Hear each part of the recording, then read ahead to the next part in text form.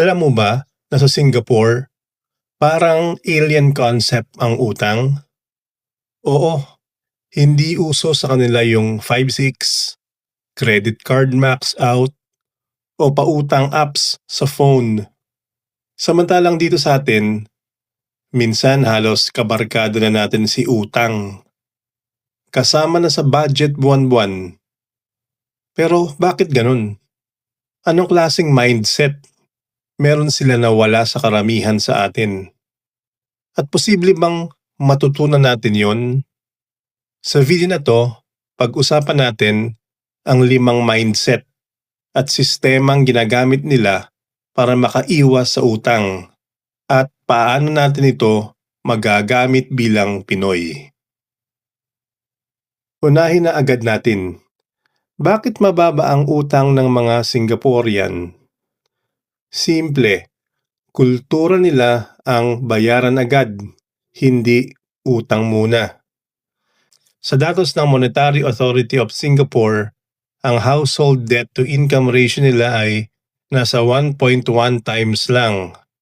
Ibig sabihin, kung kumikita nga ng 5,000 Singapore dollar kada buwan, hindi dapat lalagpas sa 5,500 Singapore dollar ang total na utang mo. At 90% ng utang na ito, madalas ay housing loan, hindi credit card o gadget.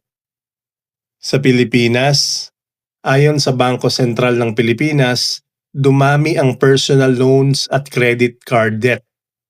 Madami sa atin uutang para sa pang-araw-araw na gastos. Minsan, kahit para lang sa milk tea o bagong cellphone. Bakit ganito? Sa Singapore, may konsepto sila ng utang is risky.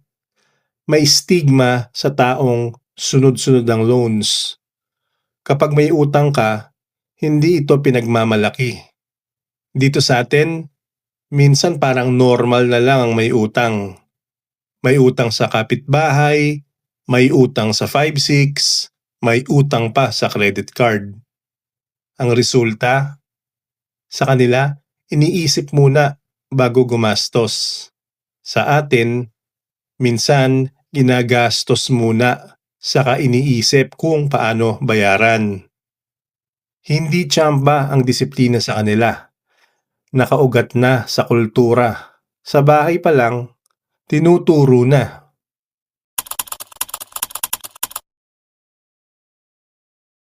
Alam mo ba kung ano ang isa sa pinakamabisang dahilan kung bakit halos lahat ng Singaporean ay may savings? Ang sagot, CPF o Central Provident Fund. Ang CPF ay isang government-mandated saving system. Kapag nagtatrabaho ka sa Singapore, automatic na kinakaltasan ang sahod mo para sa savings. Parang SSS natin, pero mas malaki at mas flexible. Breakdown. Ang employee contribution, 20% ng sweldo.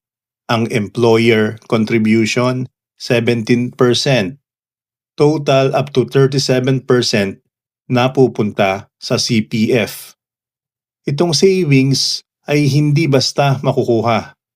May specific na gamit lang ito. Pang down payment ng bahay, retirement fund, pang ospital o medical expenses. Ibig sabihin, kahit ayaw mong mag-ipon, pinipilit ka ng sistema. Para ka lang may built-in piggy bank na hindi mo basta-basta mababasag hanggat dumating ang tamang panahon. Sa Pilipinas, meron tayong SSS, pero maliit ang hulog at madalas kulang pa sa retirement o medical needs. At ang masakit, walang sapilitang saving system na gagamitin mo na pambili ng bahay. Kaya maraming Pinoy, umaasa na lang sa 13-month pay para lang may maipon. Ayuda kapag may emergency. Utang kapag may biglang gastos. Kaya sa Singapore, kahit minimum wage, may savings. Dito sa atin, Kahit malaki ang sahod, pwedeng ubos din agad. Isa sa pinaka-obvious na kaibahan ng Singaporean sa maraming Pinoy ay ang lifestyle. Sa kanila, ang success ay hindi nasusukat sa kung gaano kakabongga. Kahit manager ka pa o may sariling bahay, hindi ka nilang makikitang naka-designer bag, palaging nasa mamahaling cafe, palit ng gadget taon-taon. Sila mismo hindi na i-insecure kung simple lang ang gamit nila.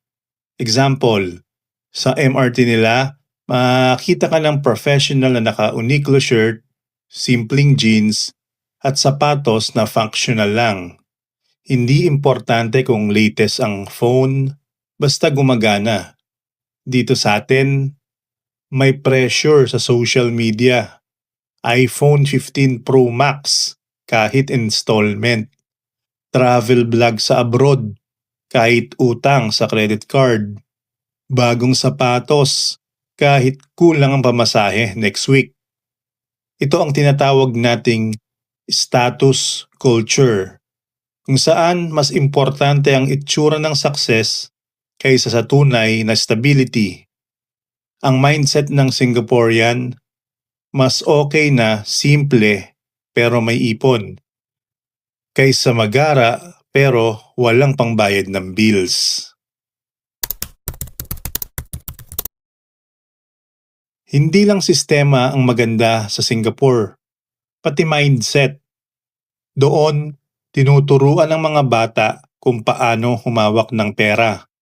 May financial literacy na kasama sa curriculum sa school. May programs gaya ng Money Sense na nagbibigay ng libreng tools sa budgeting.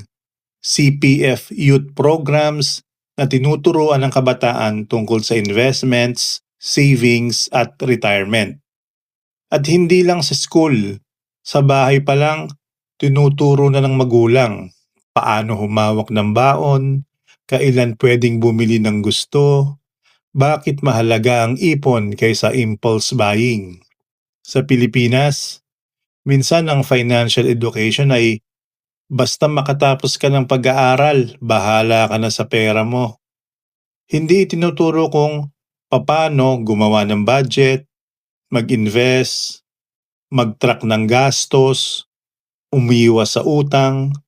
Kaya maraming Pinoy, pagdating sa unang sahod, walang ideya kung paano ito hahawakan. Kaya rin maraming nabibiktima ng scams dahil hindi sanay magtanong at mag-verify. Sa Singapore, hindi lang mindset ng tao ang matino, pati gobyerno. May disiplina ang gobyerno sa paggastos at pag-regulate. May financial safety nets, may tax breaks sa mga responsible investors, may strict na monitoring sa credit at loans. May policies para maturuan ng mga tao sa financial planning. At higit sa lahat, transparent ang gobyerno. Alam ng tao kung saan napupunta ang buwis nila. Sa Pilipinas, aminin natin, kulang sa transparency, kulang sa practical na financial education, kulang sa incentive sa tamang savings habit. Minsan nga, parang reward pa ang pagbili ng mamahaling bagay kaysa pag-iipon. Kung ang sistema mismo ay hindi supportive sa disiplina, paano ka matututo? Pero may pag-asa pa. Kung hindi man natin agad mabago ang buong sistema, pwede nating simulan sa bahay, sa sarili, sa mindset. Hindi kailangan maging Singaporean para matutong mag-ipon. Hindi rin kailangan ng malaking sweldo para maging disente ang buhay mo. Ang kailangan lang ay tamang mindset, disiplina, at kaunting kaalaman sa tamang financial habits. Ang totoong yaman ay hindi nasusukat sa dami ng gamit, kundi sa katahimikan ng isip. Walang utang, walang stress, walang habol sa susunod na cut-off,